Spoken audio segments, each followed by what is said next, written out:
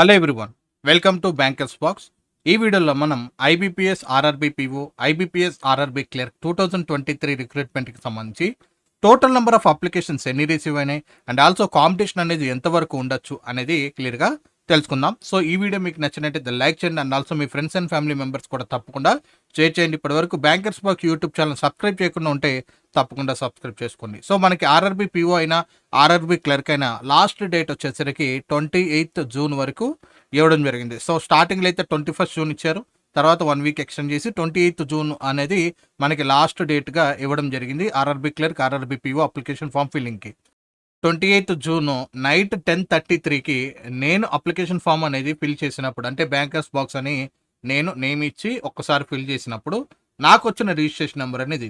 So ఒకసారి registration number మనం క్లియర్గా చూసినట్టయితే ఎవరికైనా RRB క్లర్క్ అప్లై చేసిన ప్రతి ఒక్కరికి కూడా రిజిస్ట్రేషన్ నెంబర్ అనేది 2240తో స్టార్ట్ అవుతుంది. 2240 తర్వాత వచ్చే నెంబర్ ఏదైతే ఉందో టోటల్ నెంబర్ ఆఫ్ అప్లికేషన్స్ అనేవి అక్కడ అప్లై చేసిన అప్లికేషన్స్ అనమాట.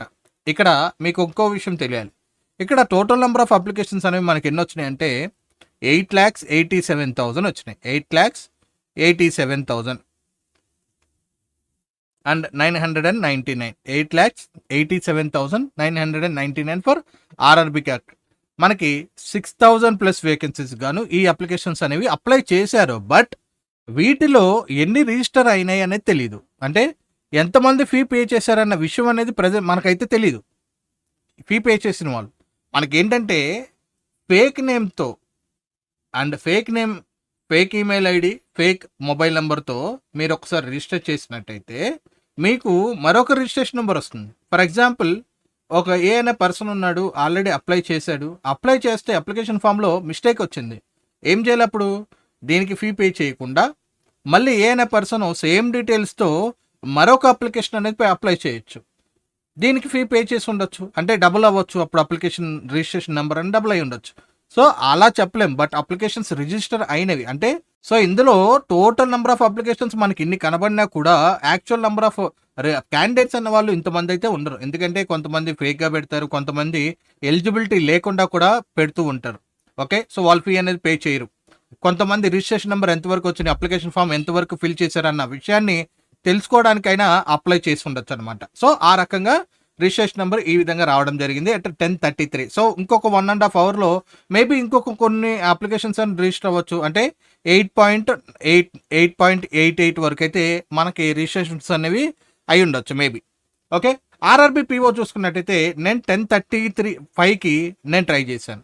10:35కి నాకు రిజిస్ట్రేషన్ నెంబర్ ఈ రకంగా రావడం జరిగింది. రిజిస్ట్రేషన్ నెంబర్ ఒకసారి చూసినట్టయితే 2250తో స్టార్ట్ అయింది, తర్వాత 596,005 అంటే 5,96,005. టోటల్ నెంబర్ ఆఫ్ అప్లికేషన్స్ పెట్టినవి అయితే ఇవి, బట్ ఇందులో రిజిస్టర్ అయినవి అంటే ఫీ పే చేసినవి ఎన్ని అయితే మనకు తెలియదు ప్రజెంట్ అయితే. బట్ మనం అరౌండ్ 5,90,000 మెంబర్స్ అయితే అప్లై చేశారు, ఇంతమంది అయితే ఉన్నారనేది మనం కాంపిటీషన్ అనేది భావించాలన్నమాట. బట్ ఇందులో చాలామంది ఎలిజిబిలిటీ లేకుండా వెళ్ళిపోతారు, కొంతమంది ఏజ్ ఎలిజిబిలిటీ లేక, ఎడ్యుకేషన్ క్వాలిఫికేషన్ లేక, సో వాళ్ళందరూ కూడా ఎగ్జామ్ రాయరు, వాళ్ళకి అడ్మిట్ కార్డు కూడా రాదు, ఎందుకంటే ఫీ పే చేయరు కాబట్టి. ఓకే, సో మనం టోటల్ నెంబర్ ఆఫ్ వేకెన్సీస్ చూసినట్టయితే 2,529 వేకెన్సీస్ అనేవి ఈ ఇయర్ మనకి రావడం జరిగింది. నెక్స్ట్ RRB క్లర్క్ 6,409 వేకెన్సీస్ అనేవి ఉండడం జరిగింది.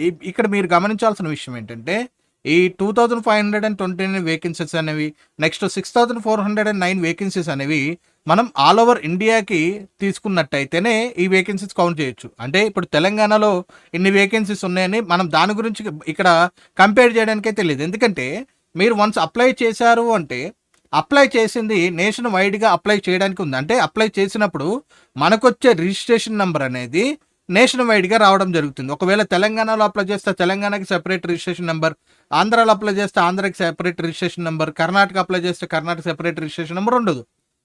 వన్స్ మీరు అప్లై చేశారంటే ఏ స్టేట్కి అప్లై చేసినా మీకు ఒక నెంబర్ వస్తుంది, వెంటనే ఇంకొక పర్సన్ అప్లై చేస్తున్నప్పుడు అతనికి తర్వాత నెంబర్ అతనికి రావడం జరుగుతుంది అంతే.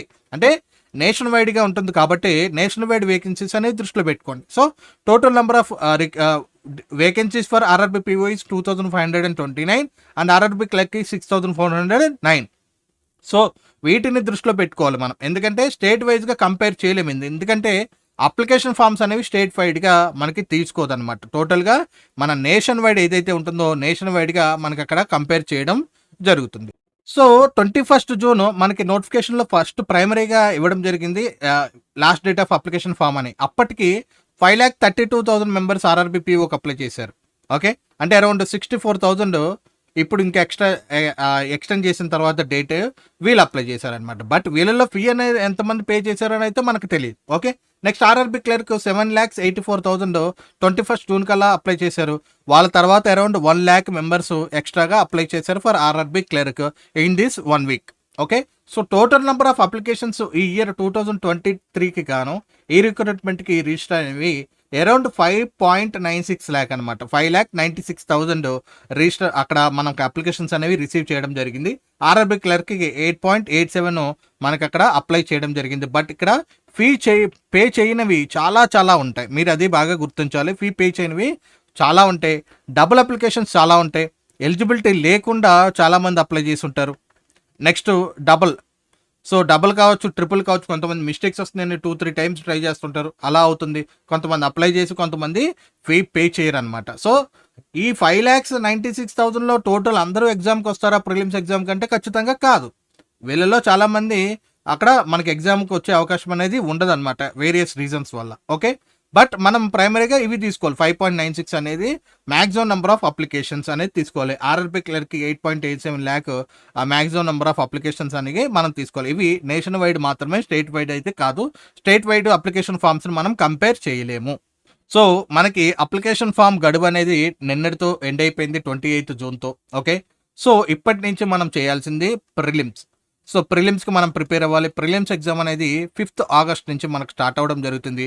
అండ్ ఆల్సో మనకి మెయిన్స్ ఎగ్జామ్ వచ్చేసరికి సెప్టెంబర్లో స్టార్ట్ అవ్వడం జరుగుతుంది. సో దట్ మనం ప్రిలిమ్స్కి యాజ్ వెల్ యాజ్ మెయిన్స్ ఎగ్జామ్కి కూడా ప్యారలల్గా ప్రిపేర్ అవుతూ ఉండాలి. ఖచ్చితంగా మీకు ప్రిలిమ్స్ ఎగ్జామ్కి సంబంధించి ఏ రకమైన డౌట్ ఉన్నా కూడా మన ఛానల్లో ఈ వీడియో ఉంది. ఈ వీడియోలో ప్రిలిమ్స్ ఎగ్జామ్కి సంబంధించిన ప్యాటర్న్ కావచ్చు, నెక్స్ట్ సిలబస్ కావచ్చు, next previous years cut off కావచ్చు, కంపారిజన్ ఆఫ్ వేకెన్సీస్ కావచ్చు, ఇవన్నీ కూడా క్లియర్గా ఈ యొక్క వీడియోలో చెప్పడం జరిగింది. సో దట్ ఈ వీడియో వాచ్ చేయని వాళ్ళు తప్పకుండా వాచ్ చేసినట్టయితే మీకు ప్రిలిమ్స్ ఎగ్జామ్కి సంబంధించి ఇన్ఫర్మేషన్ అనేది క్లియర్ కట్గా అక్కడ మీకు ఉండడం జరుగుతుంది. ఓకే, అండ్ ఆల్సో మీకు ఈ 5th ఆగస్ట్కి ఇప్పుడుతో కంపేర్ చేసుకుంటే అరౌండ్ 35 నుంచి 40 days టైం ఉంది. ఈ 40 days టైంలో ప్రిలిమ్స్ ఎగ్జామ్కి, ఎస్పెషల్లీ ప్రిలిమ్స్ ఎగ్జామ్కి ఏ విధంగా ప్రిపేర్ అవ్వాలి అనే వీడియో అనేది మన ఛానల్లో అవైలబుల్గా ఉంది. సో ఎవరైతే ఈ వీడియో వాచ్ చేయలేదో ఖచ్చితంగా వాచ్ చేయండి. సో దట్ ఈ 40 days టైంని మీరు ఎలా స్పెండ్ చేసుకోవాలి, అంటే 15 days ఏం చేయాలి, తర్వాత 25 days ఏం చేయాలి. సో ఈ విధంగా చేసినట్టయితే ఖచ్చితంగా మ్యాక్సిమం మార్క్స్ ప్రిలిమ్స్ ఎగ్జామ్లో ఎలా స్కోర్ చేయొచ్చు, అంటే కట్ ఆఫ్ గురించి ఆలోచించాల్సిన పని లేకుండా మీరు ఎలా ప్రిపేర్ అవ్వచ్చు అనేది క్లియర్గా ఈ యొక్క వీడియోలో డిస్కస్ చేయడం జరిగింది. సో తప్పకుండా ఈ యొక్క వీడియోని కూడా మీరు వాచ్ చేయండి. ఇప్పటి వరకు bankers box YouTube channel subscribe చేయకుండా ఉంటే తప్పకుండా సబ్స్క్రైబ్ చేసుకోండి. ఈ వీడియో మీకు నచ్చినట్టయితే తప్పకుండా లైక్ చేసి మీ ఫ్రెండ్స్ అండ్ ఫ్యామిలీ మెంబర్స్ ఎవరైతే బ్యాంకింగ్ అండ్ ఇన్సూరెన్స్ ఎగ్జామ్కి ప్రిపేర్ అవుతున్నారో వాళ్ళకు కూడా షేర్ చేయండి. Thanks for watching.